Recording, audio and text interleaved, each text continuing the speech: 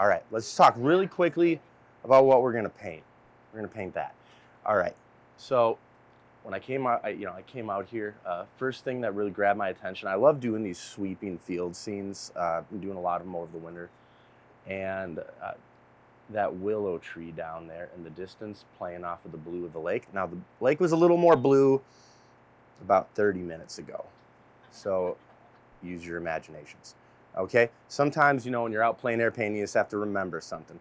Now, what's gonna happen, which is gonna be really nice, is as that sun comes down, I'm predicting, that the sky is gonna get just a little warmer, it's gonna get a little yellower. That's probably gonna be like that in about 45 minutes. So I'm gonna use a little bit of what's about to happen, and I'm gonna use a little bit of what was, because I actually want this cut of blue running across the page, but it'll be kind of a nice warmer blue.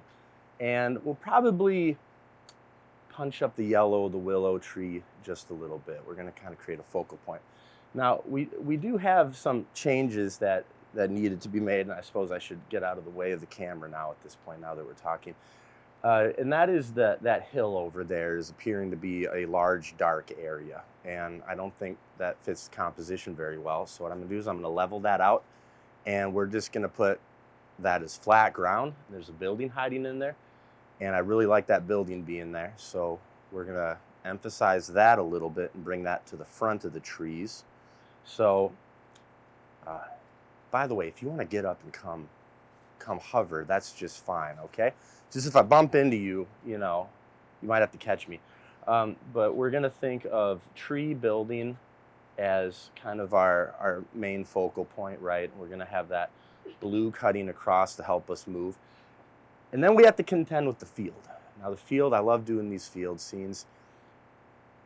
Beautiful vineyard scenes have these great shapes and lines through them. But the problem right now is that we don't have anything growing on our, what are they called, Deb? Okay, I mean the posts, what are they called? Okay, I was gonna call them vine posts. Was that close? All right, good enough. So the vine posts, well, there's a fancy name for everyone. I was painting boats at this one demo, and this guy kept calling out, that's the boom. And it's like, oh, okay. I learned a lot. It was great. So these vine posts here, at this point, kind of look like toothpicks in the hill, So I'm actually going to omit those, and I'm going to use that as a fence. I love adding these lines, that travel across things. We're going to use it to stitch the kind of marshy area to our more green hill. And you'll kind of see when it's done, I think, the compositional effect that it gives. So, and then the other cool thing about it is we're going to get these really nice long shadows that are going to be coming across, and they're going to give a lot of shape and dimension. Now the hill itself, they do a nice job of mowing. I'm going to do a little less nice job of mowing. I'm going to let it grow a little bit wild, especially up front, because we want a little bit of texture up front. So I'm going to put some wildflowers in there. So, okay, here we go. In the spirit of plein air, when I plein air paint, I bring a table. I do. I just lug a table around with me. I set it up and I get really comfy. Everything is nice, but I didn't want to look weak in front of the other plein air painters. So I said that, I'm just gonna bring out my minimal setup, and I'm gonna play. Look at this, I have everything attached to me. I'm not allowed to use anything that I'm not holding except for the wine. So, which is, supplemental. So 3 brushes too. I'm gonna go ultra minimal, and I'll be doing the whole painting with 1, 2, 3, 4, 5, 6, 7 colors of paint. Now you can ask me what paint they are, and I might tell you, but I might just make a joke and say red, because I don't think it matters. I really don't. You can mix just about any color if you have your primaries, you have a good brown on you and something like that. But if you're really nice, maybe I'll tell you that it's undersea green. So anyway, okay, what we're gonna do is I'm gonna go ahead and I'm gonna mix a few washes here. And what I'm gonna start with is I'm gonna take some blue. Oh, I thought someone would ask already. Okay. All right, I'm gonna take some blue. Ah! I told you not to do that. Take some Prussian blue, And I'm going to work just a little bit of crimson red into it just to warm it up a hair. And we're going to use this as this top wash up here. And it's going to be a very small part of the painting, but we're going to have a little bit of this violet appear somewhere else so that it works. Now, I know that the lake, if the sky is going to have this little touch of lavender purple in it, then it should reflect that in the water. But not necessarily, because if you notice the sky actually changes from right above as it goes down. So I'm actually going to use a little bit sharper of a blue for my reflection. You'll see it later. Anyway, so it's going to appear in one other area, though, because if you're going to use a color somewhere, it's probably a good idea to use it somewhere else. A little bit of yellow snuck into there because I never cleaned my palette, but we're just going to roll with that. It's a nice way to neutralize, right? I'm going to take a little bit of yellow here and not worry too much about the blue that's getting into it. Oh, actually, that got a little bit too green on me. You know, the whole advantage of going from this purpley color into yellow is that it doesn't turn green. There we go. We're just going to go really heavy. I'm going to waste a little bit of paint, but that's all right. We'll use it in the field. And then I'm going to put a little ochre in that so it sits back a little bit. And that's going to be our start. So we're going to pull this down from sky into that tree line into the distance. We're going to paint negatively around both the lake and the buildings that I'm imagining are there. Now there's a building there, it's there. And then we're going to cut right down into the marsh and then into the field. And then what's going to happen is I'm going to go into this field and I'm going to paint 90% of that field right away. That's also going to allow the top to dry, which means by the time I'm done with that, and I'm going to be really cooking at the bottom, I can then bounce back up to the top and I can work on the top. Then I can immediately bounce back to the bottom, finish up the bottom, then I can bounce back up to the top. So it's a pretty efficient way to paint. There might be a little dead time towards the end where I have to let something dry before I work in some of my, final hard edges that give structure to the whole thing. But for probably the first 45 minutes to an hour, I'll probably be painting straight. So, we're just gonna go. All right, are we ready? Yeah, I did that ahead of time because otherwise, I finished that up like 10 minutes ago. I don't know if you want to watch me draw. But anyway, okay. So we're going to jump right into the sky. And once again, the spirit of plein air. I'm going to work with dirty water. And we're just going to hope things work out here. So, all right. Start throwing this up at top here. And I'm even going to mix it just a little bit right on the canvas, on the paper, so that I know it's exactly how I want it. And we're going to go pretty heavy until that bead is created. We're going to pull it down just a little bit, and then we're going to pull it into our yellow. Hungry brush. Now when we work into our yellow here,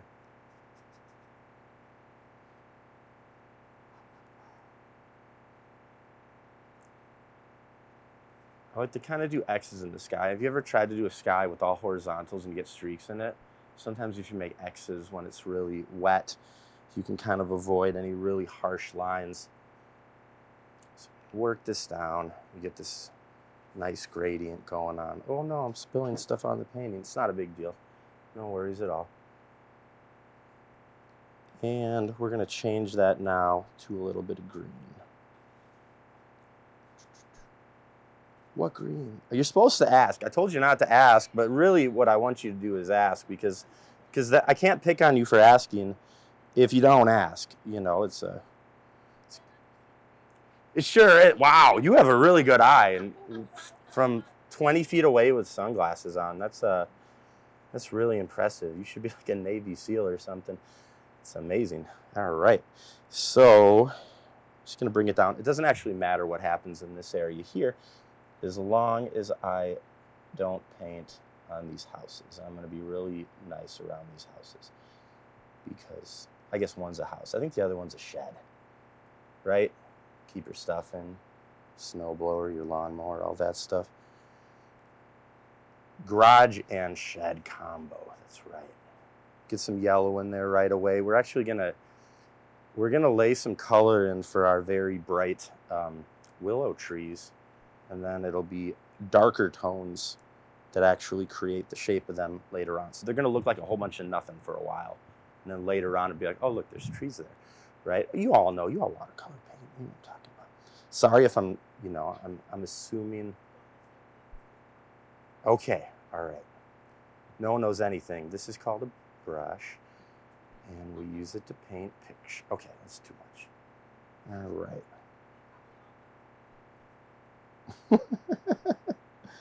Yeah, it is fun though, right? I'm gonna neutralize my brown with a little blue. Make a whole mess on here. Who cleans their palettes? Anyone here? Coward. No, I'm kidding. Yeah, I'm telling her she's a coward. Yeah. It's like I'll go ahead. I'll tell Tom Brady how to be a quarterback too. While I'm at it. So, all right. Just gonna use what I use right here. Once again, it doesn't matter a whole lot. I'm not being very careful at all. And that's going to do just fine for that area. But we do have our nice fade down into here. We have a general color for our swamp. Now we're going to go into the field. Now the field, we got to leave some white spaces in it.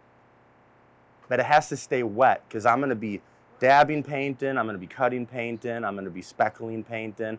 Just going to be making a whole mess with it. And, well, here we go. We're going to get out our green. Just going to jump right in there.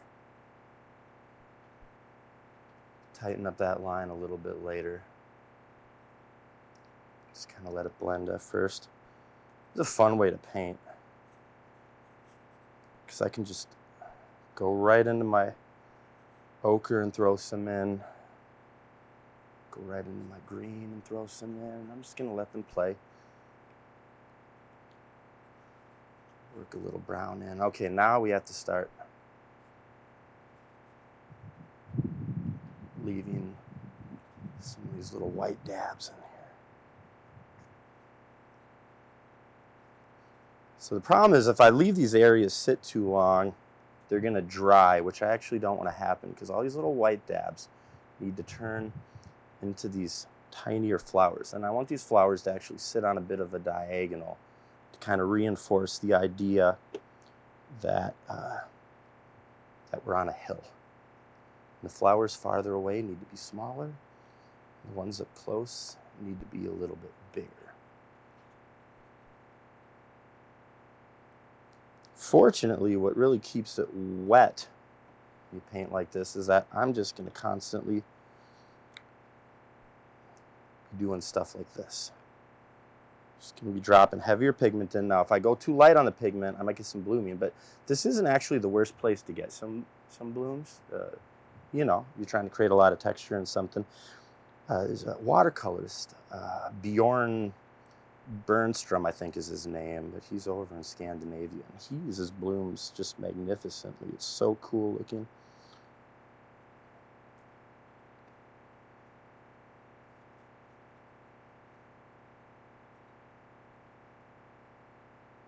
There we go. It's kind of some nice shapes. Now we actually want to make this whole area down here darker. So I'm going to actually wash this a little harder here. Which is, yeah, I don't do the pre-wetting thing. I mean, don't get me wrong, I dig it, but like, it's just not how I learned, I guess. My main teacher for watercolor was YouTube, and well,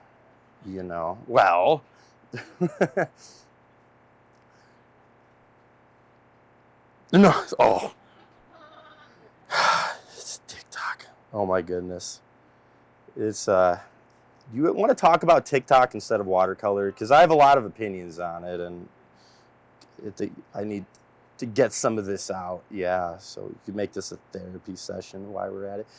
But yeah, they sure love their TikTok. Oh my goodness, it's like, oof. Right. kind of getting a nice texture here. I think that's looking about right. It's going to dry. Can anyone see it? Do you want to walk up here and look at it? Okay, because you can. That's real nice. I appreciate that. Okay. Okay. Well, anyway, so I have probably 4 different colors up here, and they're all just kind of blending together where I'm laying them. I have little dots. I have little white spaces left in there. Some of the white spaces are just a little too big. So I'm going to grab my second brush. This is my favorite brush. It's it says round, and it says 12 on it. But I'm not a gear guy. I've always been really minimal, like I'm talking like I use 3 brushes, but when I use my big setup, I use 5 brushes, That's about it. I have a big round, a couple mops, a hatchet, and I have this brush right here. This is my favorite brush. Look at it. It's, yes, I do. Yes, I do.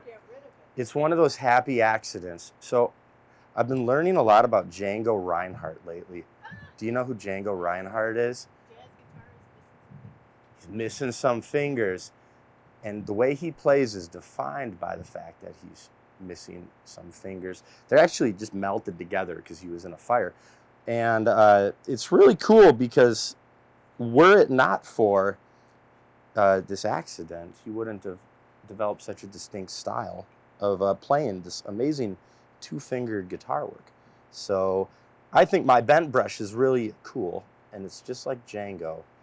And I'm just going to work it to my advantage. So what I'm going to do now here is I'm just going to make some of these flowers a little more smaller and individual because these start as like really big areas of white.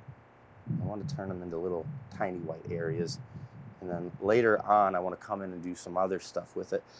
But as a final touch, let's try. I'm going to go a little more green at the top. A little more gamboge at the top. I don't like that. Let's try this green, whatever it is. I'm going to call it lighter green. And I'm going to throw just one more little smattering that up here. And I'm going to let that run down into my field. And then I'm going to do some speckling. Does anyone here follow Shang Tsung Wei at all? I think he's from Thailand. You know Shang Tsung Wei? Amazing, right? Taiwan. I was close. It is a T, right? So it's the same continent, right? Anyway, he always says lines then speckles. I really like that. Although I'm going to break his rule, but I do really like that idea. I'm going to make kind of a darker color here by mixing blue and brown together, or Prussian blue and burnt sienna, if you will. And I'm just going to let some of this drop down in here. We're going to let it disperse a bit. And then we're going to use a little salt and then maybe a spritz of water to just add a little bit more texture. Let's go water first. Does anyone here use salt? Salt's kind of cool, right? Finicky though, isn't it? Watch out. Just gotta get this bad boy going. All right. Come on. There it goes. There we go. A little texture in the field there. And I don't even know if it needs salt now. The dots might have done the work, but I like putting it on. So I might add a little bit anyway, just for kicks. We're going to wait 2 minutes. You keep track. Let me know when 2 minutes is up. Okay. Arches. Just good old 140 arches. Cold pressed. I like the tooth on it, right? This is a 14 by 20. 14 by 20. I like to use, this is a good time to talk because that's dry. I don't have to do anything on it right now. I like to use 12 by 16, 14 by 20, and 18 by 24 because when you mat them, they all fit in off the wall frames. So if I want to go get, fancy pants frame, I can do it and go spend $1 billion. Or I can pop into my local Hobby Lobby, go talk to Carrie. Carrie's great. And you can take a 12 by 16, you pop it into What does that go into? 12 by 16 goes into a 14 by 20 frame. Or is it a 16 by 20? Okay, you know what? You sit here, okay, you know what? You come up here, you want to do that? No, anyway. Yeah, so it fits right into that nice off-the-wall frame, which is really handy when you got to frame 20 paintings, which I have procrastinated June 19th. Anyway, so, it's been 2 minutes. Okay, it's been about 2 minutes, okay. I actually never measure. It's just kind of like it either works or it doesn't. And my wife doesn't know I took the salt, so let's just hope that she didn't need it tonight. So I'm gonna assume she didn't need it tonight. So anyway, we'll just put a little salt on there. Okay, a little for the ground too. And we'll see what that does. Okay, so we've worked the bottom, and I'm liking how that's looking. I think it's looking pretty sweet. If anyone wants to come up and look at it, they can. I'm really nice. I am. I'm like super nice. Okay. But watch out for this rogue board right here. It's less nice. Yeah. So the top's kind of a mess, but the bottom's actually probably mostly done. You know? It's like, bam, field is done. Some people save the field for the end. No. Do it right away, let it dry.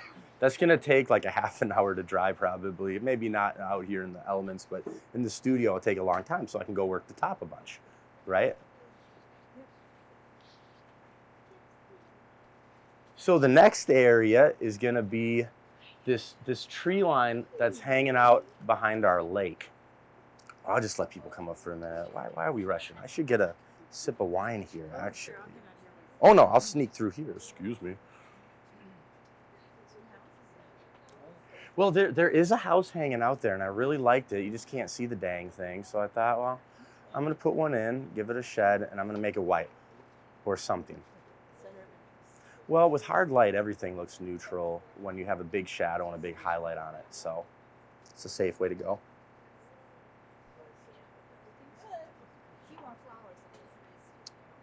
You're right. No, you're right. I'll get them in there. Don't worry. This is that big old willow right there. Okay, so and then the house is hanging out on the right of it, but it's hard to see. So I put some trees are going to live behind it. Tree, that one here, or just that other clump? Oh, that one right there. Yep, it's hanging out in front of the lake right there. I think it kind of balances out the sides a little bit. Sure. Otherwise, this gets a little heavy, you know? Yep.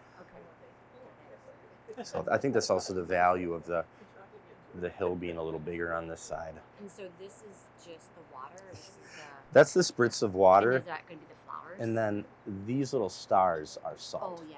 Okay. These are going to turn into flowers. And then there's going to be other speckles later on, too. Yep. Okay. And there's going to be a fun little thing we're going to do with all these little white specks that's going to make them look really cool. Okay. I think. Yeah, it's a good start, right? But there's plenty left to mess up yet. And that's what makes it fun, isn't it? Right? You should always do one thing during your paintings that you might just screw up the whole thing. You know, otherwise what's the point? So all right. Thank you. All right, so we're gonna do that tree line that's behind the lake next. And we want to push it back into the distance. And you know the answer to this. What are we going to do to that color? What's that?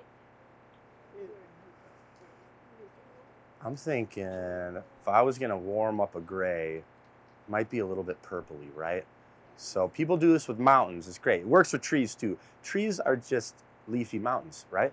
So anyway, so what we're going to do is I'm actually going to do a double tree line because it's going to create this kind of interesting effect. I'm going to do purple, and then while it's just a little bit wet yet, but mostly dry, I'm going to throw in kind of a soft green and brown tree line too, because it's going to make it push back even further, and it'll kind of give the impression, I think, I don't know, so don't hold to me, I think that the lake is proceeding backward into the distance farther. Now, I don't know what that lake looks like. I have no idea. but use your imaginations, right? Okay, so I have a very messy palette here, which I like, but we do need some purple on there. And here's the question. Do I refresh my water or do we gamble? There we go. I love it. I like the idea that I forgot to bring extra water in order to simulate the real experience of plein air painting. No, I have extra. No, I have it. We're simulating though. No, I brought extra water in case things go really like bad, but it's not clean. No, there's plenty of junk on there still. It's still really messy. Hey, check this out. Last time I was out plein air painting, I forgot paper towels, but I did have mittens. So I was like trying to dab something off, and it was 2 weeks ago at 6 in the morning, and I was out plein air painting at 6 in the morning, and like I know better, but it was fun. Anyway, it got really cold. Couldn't feel my fingers by the end, but that's a very exciting way to paint. That's well, what does Andy Evenson always say? Loosen up your paintings, right? A really great way to do that, don't feel your fingers. So then you have no choice. You can't be tight if you want to. So, all right, we're gonna use my Prussian blue, and we're gonna put in a little bit of this, I think it's crimson red. I don't actually even know. So right when I got into watercolor painting, the first set I got was this little wooden box from Hobby Lobby, and it has these paints in it, and they're not very good, but they're good, they're fun. And I still have a couple left over. So I have this crimson red I'm just trying to use up so I can get some Daniel Smith. But I refuse to buy it until I run out because I'm cheap. And, well, there you go. So, all right.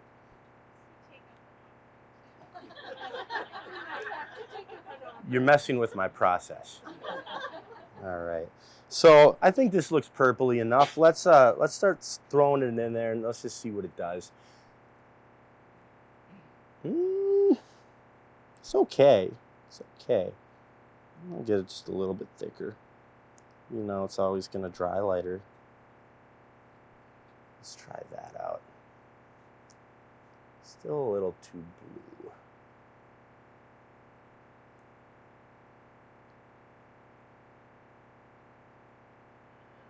So we'll lay a little magenta in there, a little of this red right in there.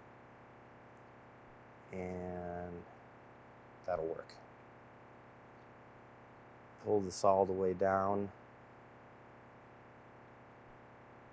to here. And we'll let that sit for a minute. Nope. Okay. It's my bad. All right, now I want to be careful of this tree. So what I'm going to do is I'm going to use kind of a mix of a hungry brush and maybe a little paper towel just to kind of keep this obscure right here. I'm not ready to really shape this thing in yet. So just going to keep that obscure for now and use the round brush, tighten up around these buildings a bit. Let the gable come just above that line. All right, there we go.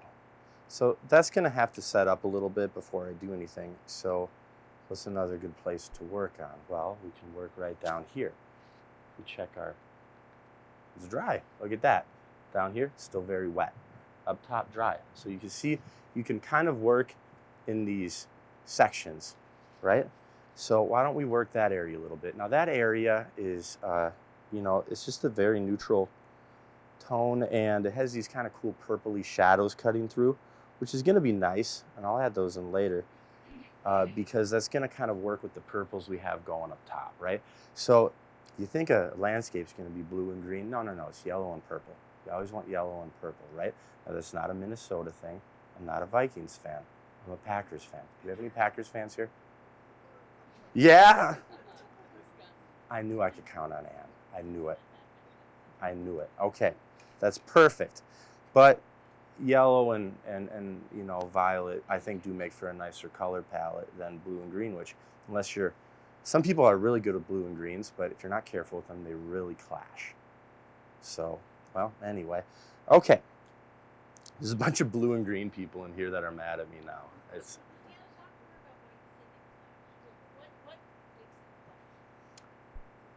that's a really great question. And it's very sad in terms of like the globe, you know, because the globe is very much blue and green. You know, I think what it is that you end up with a very cool and a very warm, because usually if you're painting a landscape, you're going to be using a very yellow-green to begin with, right? Using blue. So you yellow up your green a little bit more and you purple up your blue a little bit, and then they both work as warm tones, right? So a good way to think about painting is you got your warm tones, you got cool tones. You can use a little bit of them playing against each other, and that'll work in some, but I think most paintings, if you're trying to really create atmosphere, you want it to be either warm or cold, because usually we are either warm or cold, right? You can't really be both. You could be outside drinking hot chocolate in the middle of the winter. So there's exceptions, right? But I think most of the time, right now, this is a warm scene. So we want to paint it warm. A little bit of purple, a little bit of yellow. That's at least my take on it. And I did read it in a book too, from a much better painter. So I know. It was a Bookvish's book, so it's probably true. Yeah, you know, I like to, you know, you say you're self-taught. You're not. You're not. I got books, I got videos, you know, so, you know, some people, oh, you're self-taught. Self-taught, you know, so, and I'm standing in front of the camera again. All right, let's work down here a little bit. I'm just going to kind of add some texture. It's always kind of hard to tell exactly what to do with this area in the painting until you see what the buildings exactly are doing. But a good place to start, I think, is just throwing some nice general tones in there. You know, to some extent, you have to, I think the reason, I wanted to oil paint when I was younger, and I thought oil was really cool. And maybe it is, but watercolor, you have to give up so much control. I mean, not everyone does. Some people are very controlled watercolor painters, but I really like the fact that I really don't have full control over what I'm doing here. I'm gonna ask the paint to do some things, and the paint's either gonna be like, sure, it's gonna be like, no, it's like dancing, right? If anyone done partner dancing, I used to do a lot of swing dancing, Lindy hop, jazz music, that sort of thing, right? And you know, sometimes the partner's like, yeah, I'll twirl, and then sometimes they're like, I ain't gonna do it. So, you know, that's kind of like watercolor painting. So twirl for me.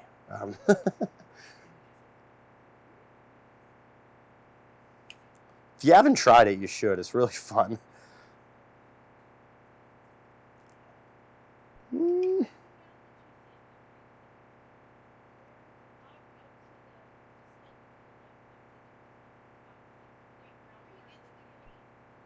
Right before you get to the green. Hang on, I got paint drying here. I'll work a little bit of this willow tree in here right now. Seems like a fun time to just splash in some color in this area, kind of let it all blend right now before we define it with other things. And then the willow tree has these cool little oranges in it. I couldn't tell you what this orange was if I even knew, because I didn't look. Just saw it and I was like, that looks cool. Throw some of that in there, and that tree needs a little bit of green too. Let a little bit of that play in there. Okay, so this area, once again, it's kind of messy right now. It'll be fine, just relax, okay? You need to calm down, you know? Well, you saw him, you was like, don't do it, you know? But now we're gonna add that second tree line in, and that will kind of help define what's going on with this willow here. You know, this is one of our main characters. There we go. Okay, second tree line. I have some of this green left over here. That looks good. I'm going to make a little brown up here because you know, it's like you never want to just paint an area one color, right? You always want to splash something else into it. That's kind of the cool thing about watercolor. Oil can't do that, haha. So work that in kind of heavy, just kind of spread it out. The second tree line, kind of let it come up a little bit higher, a little heavier right here. Ooh, it's too much sienna. Oh no, you messed up the painting. It's fine. Okay, just calm down. Oh my goodness, this guy in the front here. What's your name? Jim. What's that? Jim. Jim, relax, okay? Making everyone nervous. All right. All right. Are you Jim Turner? Okay. Oh, well, I don't know. It's like, okay, well, you know, you see a lot of names on the, you know, the old Facebook.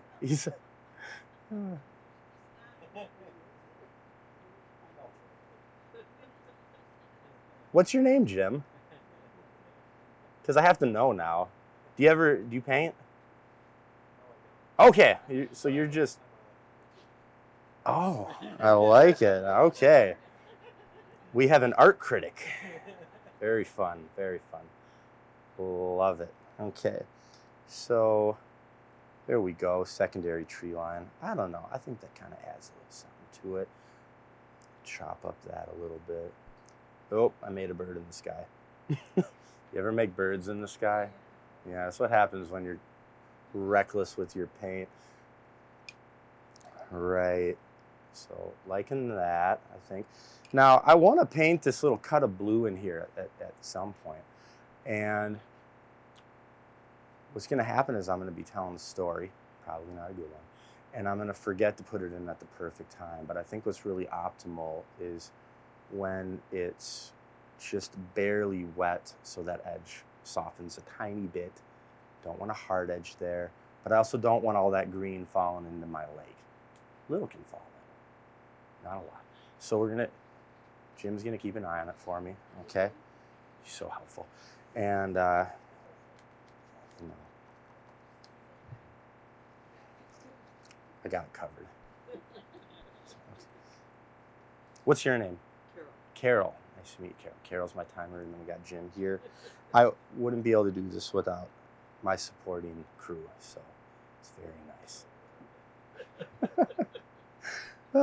Okay, so probably the next area that we want to start on the buildings, but if I get too antsy sometimes and then things get, that's actually one hard edges on my buildings, at least at the start. This is a very staccato painting. Music term, anyone? Yeah, there's gonna be some hard edges in it, right?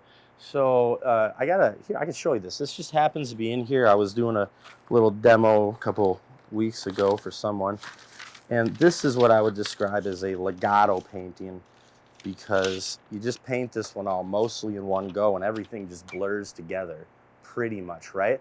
Now this works really nice for like a dewy morning scene, but would you like to pass it around? You can pass it around. It's not the real painting, but for an afternoon scene like this, you definitely want some hard edges. Now most of those hard edges are going to come later,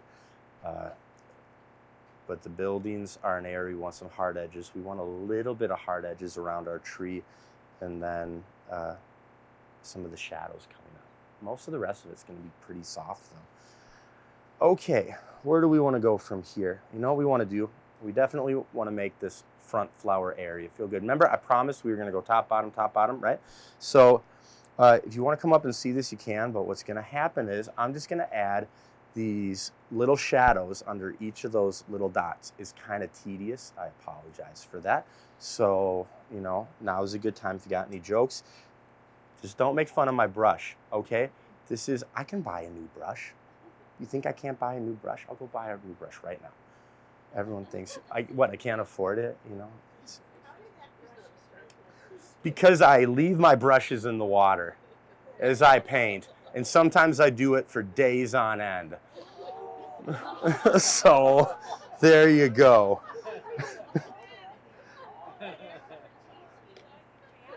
You know what I'm gonna do tonight? I'm just gonna leave my brushes here in the water, and I'm gonna come back and pick them up on Sunday. Okay, just to show you all. Oh, I got so much crap for that at a demo I was doing. They're like, why are your brushes in the water? And I was like, I don't know any better. Like, and then I figured I'm just gonna roll with it. So, ooh, the salt behaved really nicely. So we're in good shape there right now. Now we're gonna add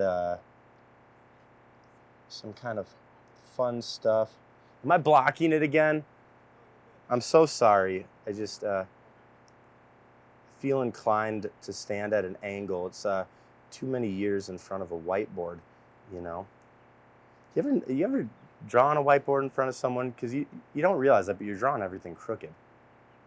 You're drawing everything crooked because you're at an angle and you're drawing and it looks perfect, but the board isn't right in front of you. And you stand back and you're like, why do the kids listen to me at all?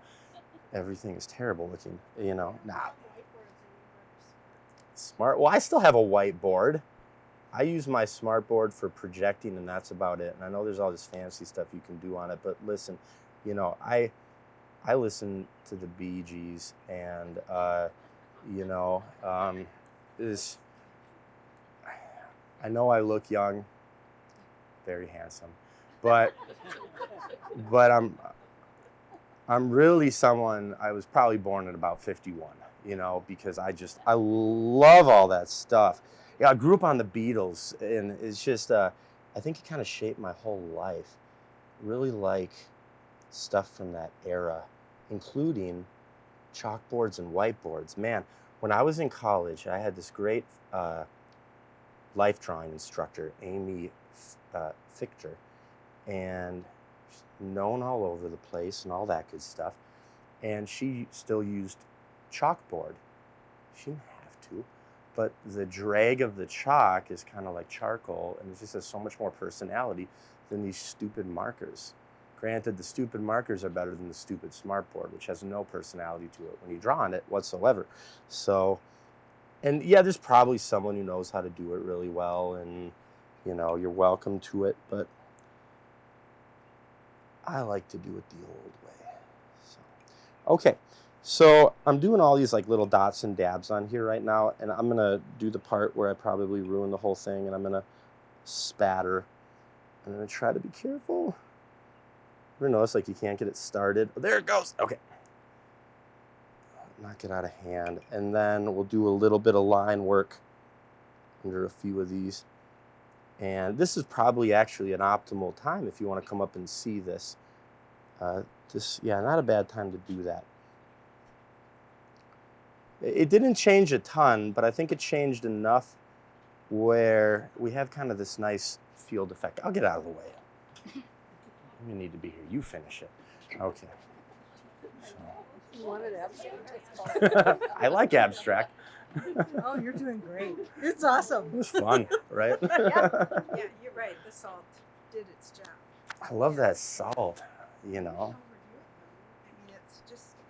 But I do sometimes. Well, I do. I'll go nuts on the salt human. sometimes. Yeah. Well, and this is a joke that's true. Sometimes I'll season a steak as I'm salting a watercolor painting, because you got your kosher salt, which is much larger, and then you have your table salt, which is smaller. And the kosher salt, you can actually sometimes get kind of some cool things going on with that too. And it crusts up the steak so well. So, if you're using table salt for that, you're just kind of wasting your time. But There goes your camera. it's okay. I tripped twice before we started, and my easel got knocked over.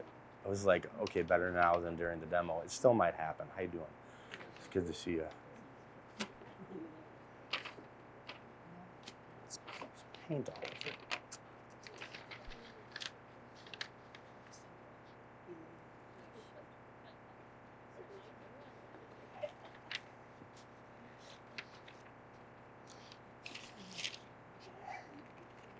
Okay, we probably start working that middle area again. You can take the picture for all I care, it's... Okay, fine. All right. Oh, the process, that's right. That's what you're supposed to say if you're an artist. I think I read that somewhere. You just talk about your process and everyone thinks you're really smart. So, all right. So let's try something out here. Building or lake first? Building or lake first? Let's do the building first. Kind of want to see that come to life a little bit. So I think, okay, now listen.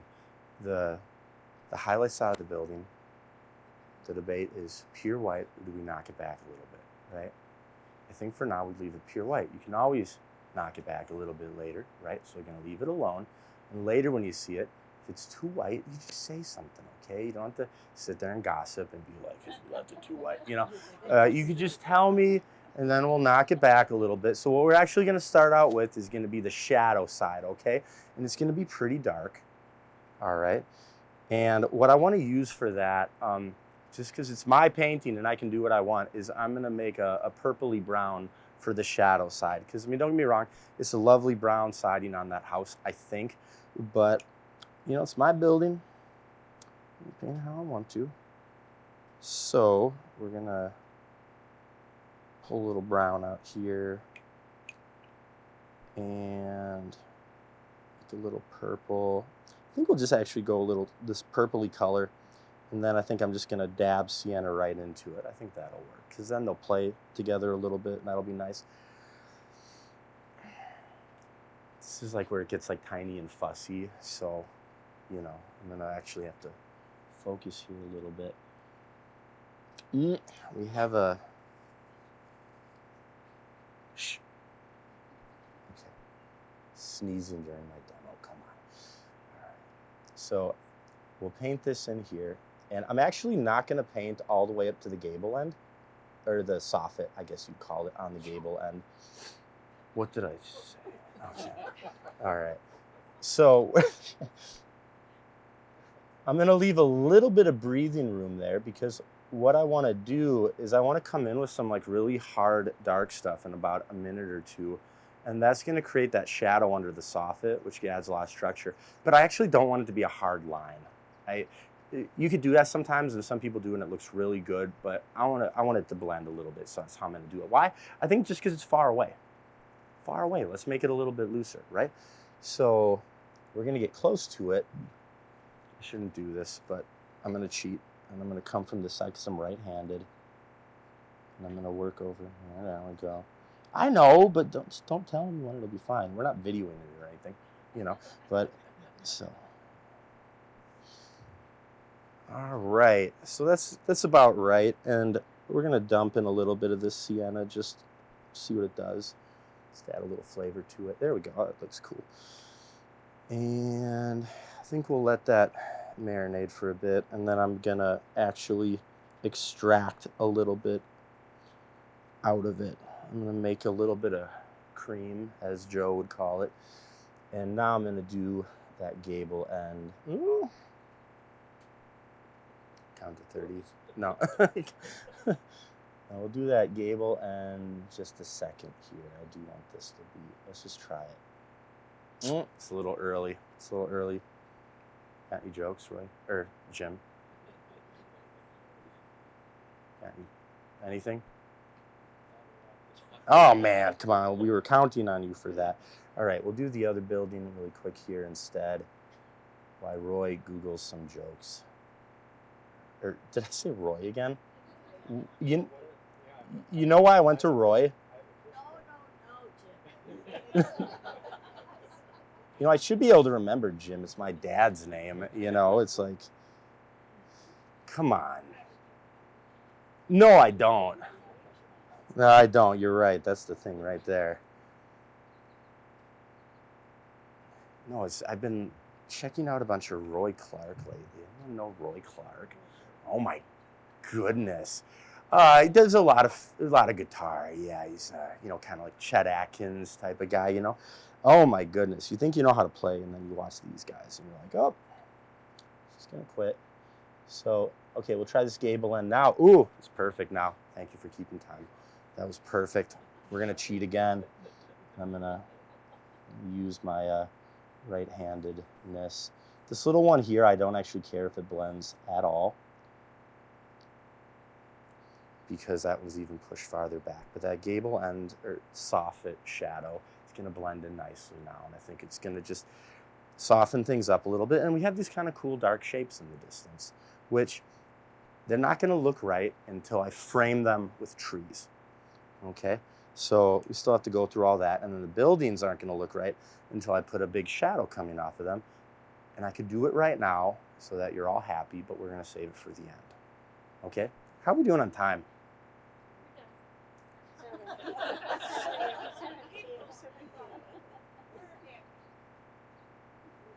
Oh yeah, we're gonna get it done. We're gonna get it done. It's gonna happen. Okay, so lake time. Let's do the lake, and then let's risk it blending in with the side of the building. If it does, it might look really cool. And if not, I'm gonna try to get right up to it and leave the teeniest sliver of white in between to kind of show that, you know, when light's on a rooftop, sometimes it leaves this like little glare right on the edge. It's really beautiful. So, and then if I miss, I'm just gonna say I meant to. So we'll just see what happens. Doesn't work if I tell you. Yeah, anyway, a bad liar. All right, so I knew I was gonna forget to do the lake while it was still wet up top. I told you, didn't I? Yeah. I did, yeah. Well, I'm honest if anything, right? So we're gonna do this lake color in here, and I'm using more of just kind of a regular blue for it, and it doesn't match the sky perfectly because I want to use the blue that's on there, and I think it kind of creates this nice little bit of... What? Oh my goodness. You know, Todd, you just yell at me. You know what I mean? I won't get too offended. I might get offended. I don't know. But you know what we'll do is we'll just kind of brush that softly in right there, and then I think it'll kind of sit the way I want to. This is a very colorful painting for me. Usually I like to avoid things like colors. I like neutrals a lot, and then, you know, so we're trying it out. We're getting out of our comfort zone here.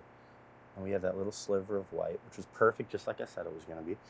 So pull that up to the shoreline a bit, and I don't mind if it bleeds into the shoreline a bit because there is a little bit of shrubbery there, and there's actually gonna be a shadow that cuts across there anyway. So, okay, so now we have these nice kind of stripes of purple, green, and blue. We had some buildings started. The building rooftops. What? Hold still. No, you add them in. Listen, it's gonna happen at some point. I'm gonna make a mistake, and we're gonna turn into a swan, right?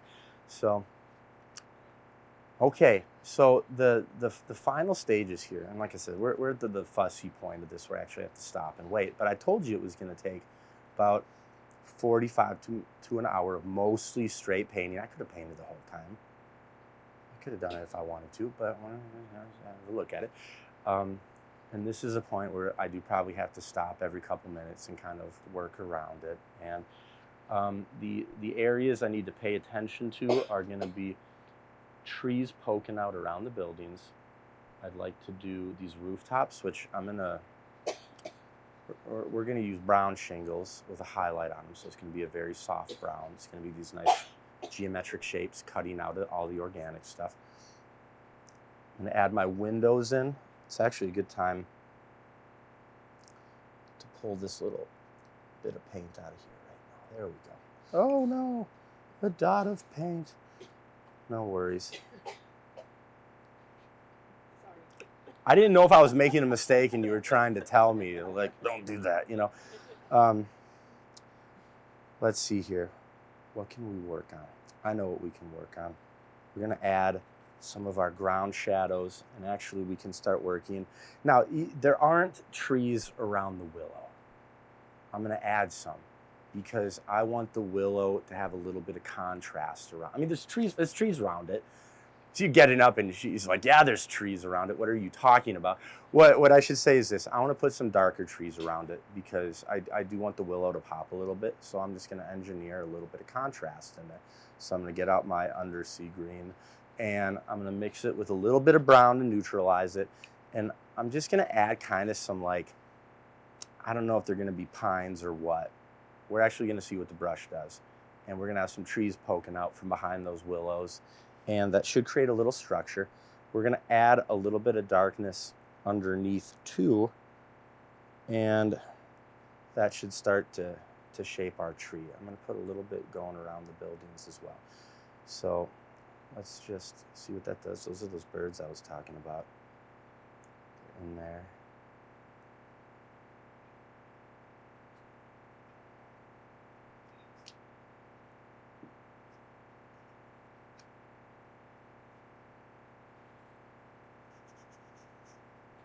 A little bit careful around this thing.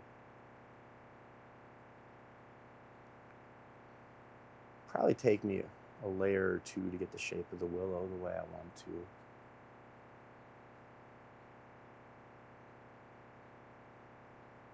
Oh, it's so quiet. Jim, tell the joke. Tell the fish joke, Jim. What did the fish say when he ran into the wall? Damn. Oh. Should have said a good joke. I should have said a good joke. Oh my goodness. I'm sorry. I just apologize for Jim's unprofessionalness. You know, well, this is fun. All right, and I'm out of red. We're almost out of my Hobby Lobby red, but I'm gonna keep working it out. There it goes. It lives. Okay. Ooh, that was a good one.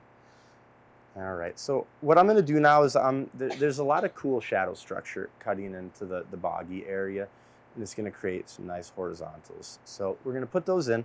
That's going to add some nice structure to the piece. You know, what's eventually going to sell the piece at the very end is going to be the fence and the detail of some of these more defined trees, but it's going to change a lot right now with some of this stuff. I'm going to let that blend right into that building too.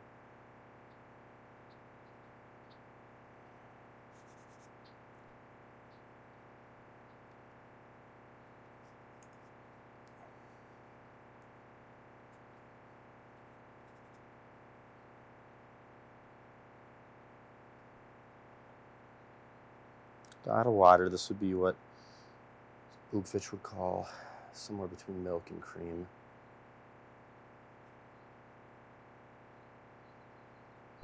And if we make them horizontal, they'll play against the diagonal of the hill. Bent brush time. Look at this thing. It just drags behind. It's a perfect brush. Perfect brush. All right, there we go. I think I'll add some implied shadows of trees, whether they exist there or not. Some of those diagonals right there. I'll muck up the underbrush just a little bit more. Pull a little bit out. So I do want to add some kind of like tree trunks in there later. Just going to be some organic lines, and all of a sudden they're going to look a lot more like trees, right? So, okay, let's get a little more tree detail in behind these buildings.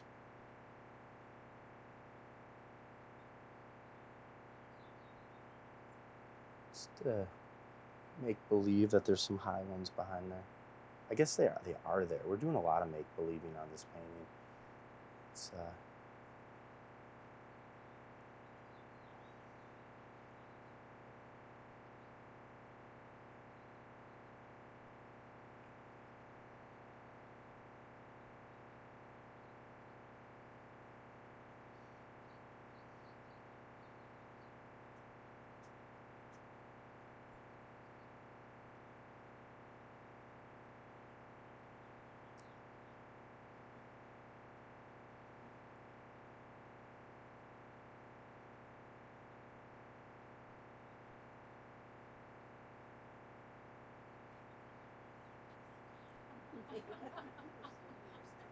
What was Laura saying?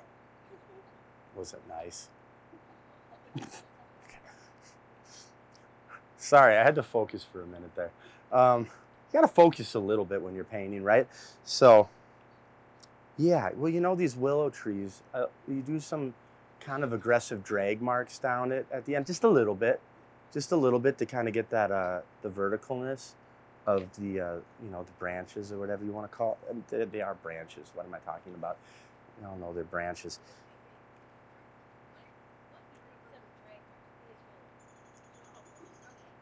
Yeah, so they droop.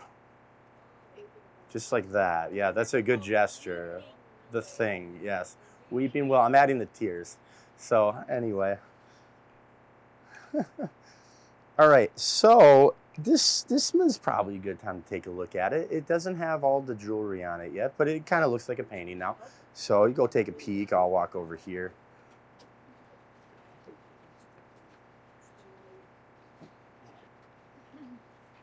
That's not my term either. I'm stealing that. I steal everything. Always. Can I say he's my favorite? You know, what do you do?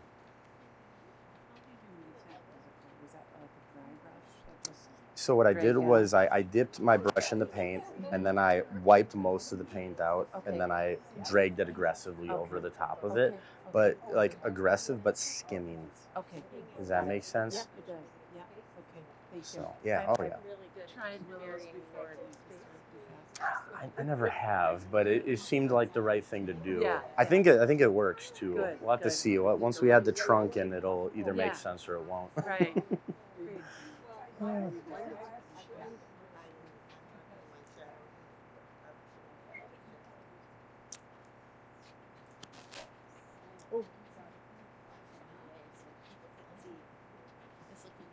Oh, thank you.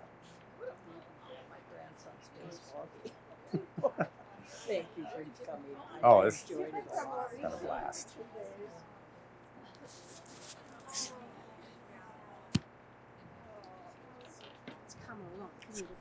It's coming along. It's like 85% there, maybe 86, you know, something like that. It's getting there, but it's yeah, it took me a little bit to figure the scene out, but I think I got her down. I love it. I love it. You do it good. Thanks. Entertainment's good too. Well, I'd get bored otherwise. Here's the thing. You think I'm doing it for you, I'm doing it for me. You know? I got it. Because we're all so boring. No. Boring bunch. It was funny. I play music in class, and the kids are like, can you play songs we like? And I'm like, I'm not playing the music for you. I'm playing it for me. Now enjoy this 70s music. You know, They must love you as a teacher. they need an education. You know, it was my neighbors. Me and my parents were excellent. Are excellent. But my neighbor buddies, their parents were giant Beatles fans.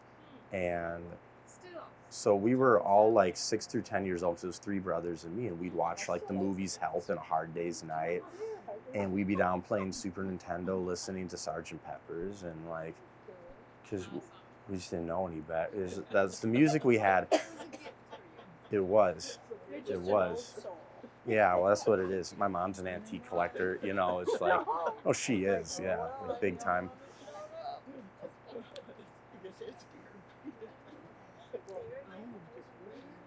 All right, I think it's dry enough. It's dry enough to gamble, right? It's a safe bet. So I'm gonna work the buildings a little bit, and I'm gonna work in some fence lines, we'll see, and I'm gonna throw a few trees in. There's these trees that are kind of living on the side of the hill, and I don't know, I kind of like them, so I'm gonna throw those in there. I really like those.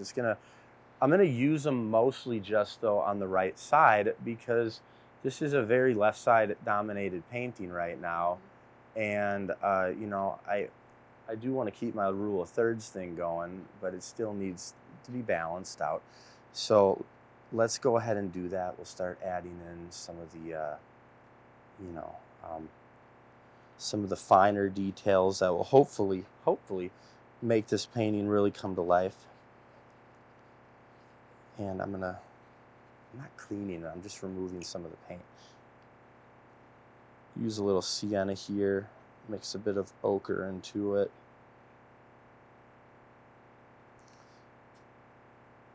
You know, maybe it's doing these demos has forced me to learn my paint colors, you know, because I think my first demo, people were asking me what I was using. I didn't have an answer. It's like the blue one, right? So anyway, a little green went into that roof. Cool. You know, that's good. So we'll let it do that. Let's see here. I think we can add some windows now, at least in a couple areas. And a door. You got to get into the building. So let's throw a little window there. We'll throw a little door right here. My bent brush, I'm going to smudge it a bit so it's not too precise. Sometimes a really fun way to make windows is you put a dot of paint on and then you just drag it with your finger, and then it just kind of creates this thing. It looks awesome, I think. I think it looks like, I always say things like I know, but I'm guessing. I think it looks awesome. So anyway, I think it looks really cool, and then maybe I'll tip it. Add that little soffit shadow. I'll let these buildings blend a little bit. There's kind of a nice soft edge right there. There we go. That building kind of looks a little more like a building now. Okay, let's try out some trees. A couple variations of green. We're going to throw brown in too. How about a little purple? I mean, right? I got some purple made. Let's just use it. So let's start with a little tree shape right here. Oh, there's no paint on the brush. That was all water. Kind of a rookie mistake.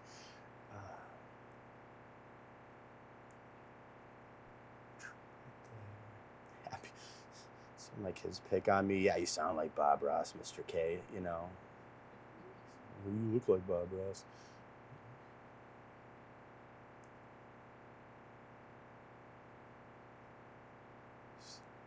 Too similar shaped. Got to make your trees a little bit different shapes, otherwise they don't appear to be organic. Go.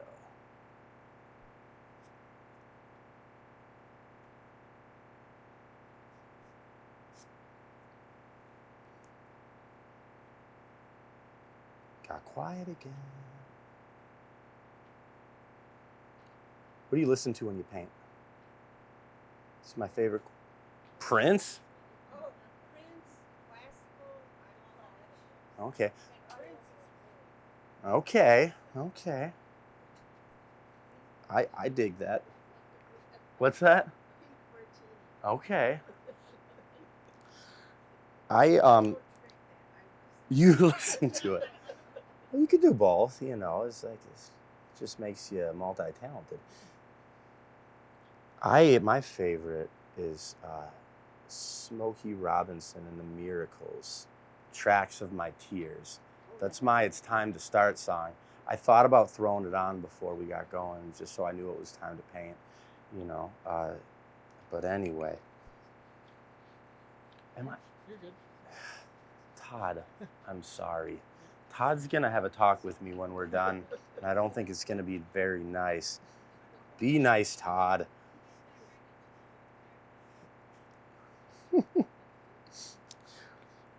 All right, let's add in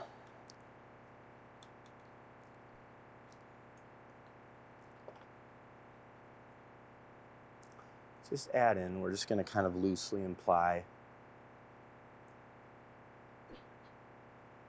some of what this tree is doing. Now, I don't know about you, but sometimes I overdo trees. And like I don't like that little mark I just made there. Why did I make that mark? That's a bad mark.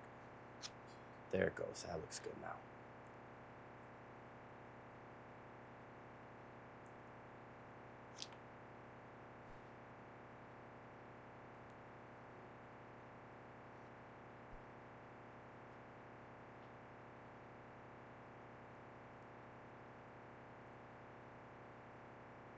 Close.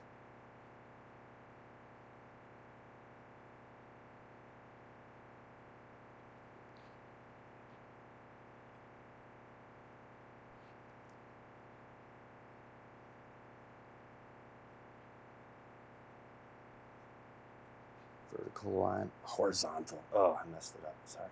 Horizontal line work at the bottom to apply some shadows. Throw another branch right there. That looks cool. Add this tree over here. I like this tree right here.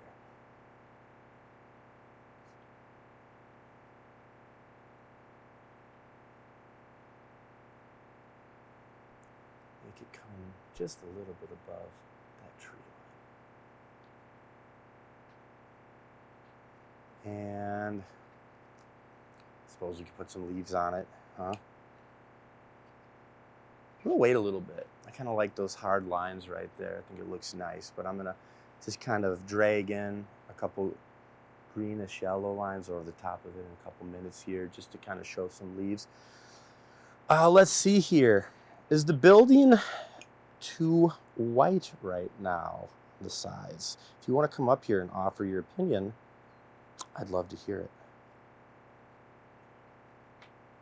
I think it looks good. Oh, that's good. Don't screw it up. I like that. That's called real feedback, you know. Don't screw it up. You got to throw idiot on the end of that, you know. Don't screw it up. Yeah, anyway. Really drives home then. Add a shadow coming off this building here too.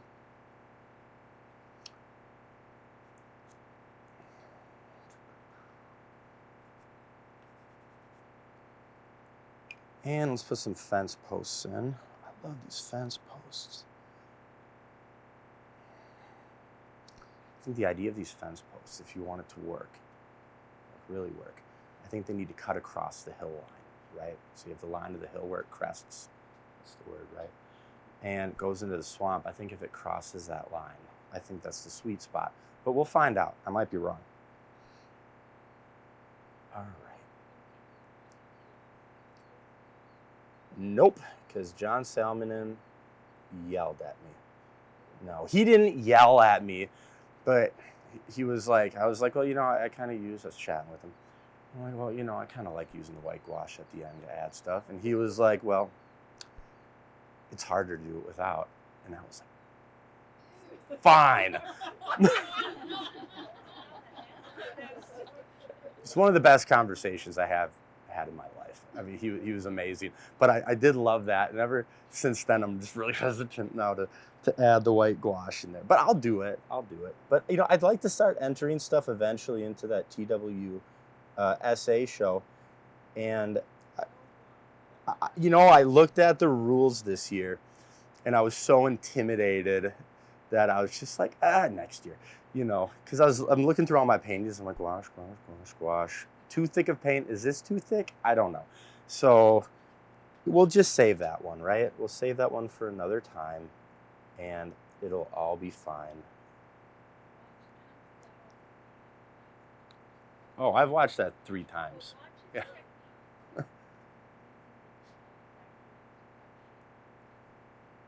Oh, yeah.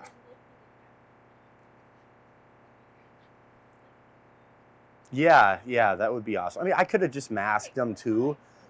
But, you know, ultimately, what are the fence posts?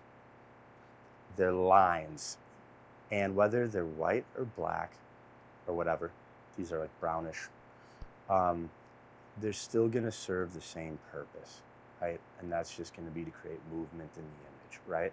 So they do look cool white there, and maybe if I wasn't scolded so viciously, I would have added a little bit of white gouache at the end, but I could. I like scratching. Scratching's a lot of fun, but I would have had to do it quite a bit earlier, you know, to make that work. But, you know, fence posts, they just, man, as soon as I kind of got away from worrying about what they were doing and just started focusing on them in their most basic form, which is just a line, I was able to, I don't know, it was kind of like breaking free a little bit, right? That said, there's some probably very good ways. Like I say, I probably would mask them. Well,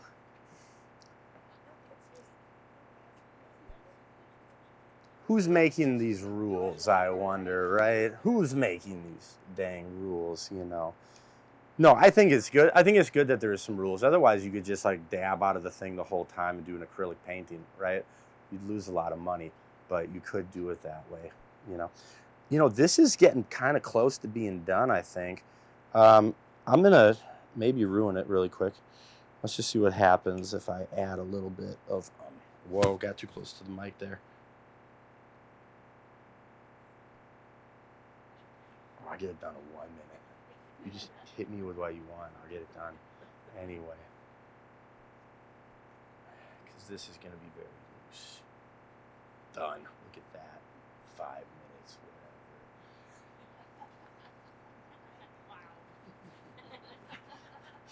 whatever. No, I got a line or two to add yet, but I think it's kind of done. You know, I want to add a chimney here because I think that's cool. A little chimney. There we go. There's that Bob Ross. Yep. But you know, Bob Ross is kind of great, isn't he? You know, just kind of awesome. I'm gonna just add a little more flavor into this field.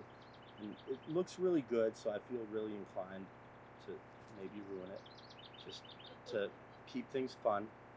Got to keep things fresh, right? So we'll do a little more dabbing and dotting up here. I'm gonna remove a couple that I messed up, and I think it's a painting now. I think. Hang on. That tree, it looks like I could put like one more stroke through the tree on the right. Can I do it? Yeah.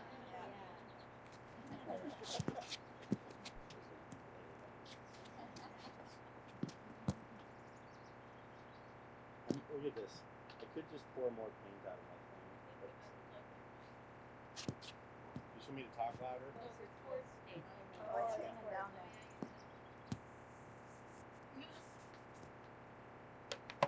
It's called a technical issue. Oh, it's just check. It's working. Okay, here we go. All right. Bam. Okay. One more up there. Drag. Okay, I said one more mark. I did 3. Just get off my case. All right. It's done. Okay.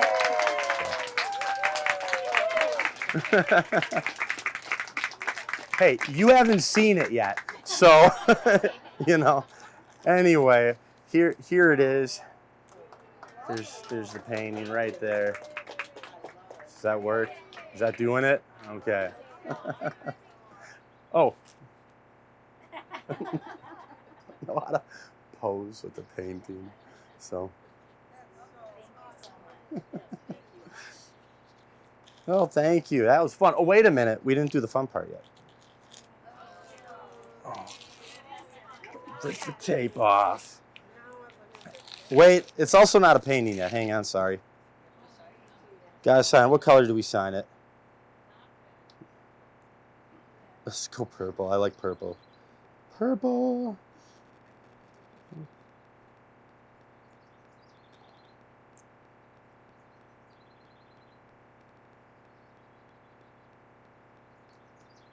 Now it's done.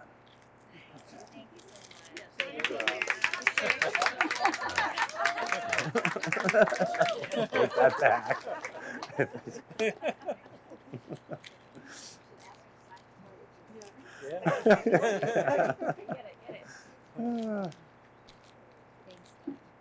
That was a hoot, yeah. That was Super fun. lovely. Lots of fun. Big fish joke. Purple absolutely makes it. It really does. Well, thank you. Yeah, I think you got to. Yeah, it does what it needs to the blue, right? Yeah, it changes your thinking from everything to blue all the time because people get